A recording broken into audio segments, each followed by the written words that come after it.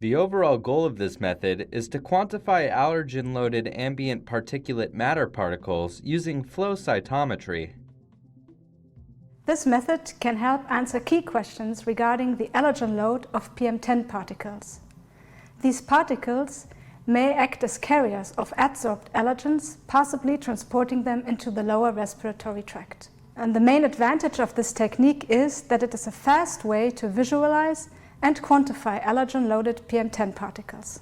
We established this method for the BV1 antigen, but it may also be applied for other antigens. Demonstrating the procedure will be Sabine Bach, a technician from our laboratory.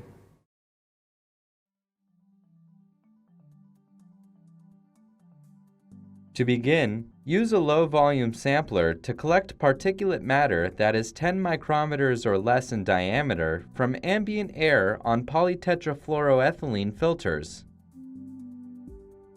Run the collector for 1 to 10 days depending on the amount of particulate matter in the air and the desired temporal resolution.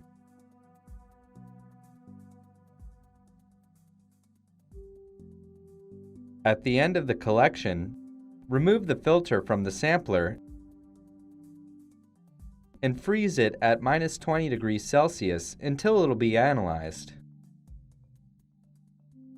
When ready to continue with sample analysis, remove the polytetrafluoroethylene filter from the freezer and let it thaw for about 5 minutes.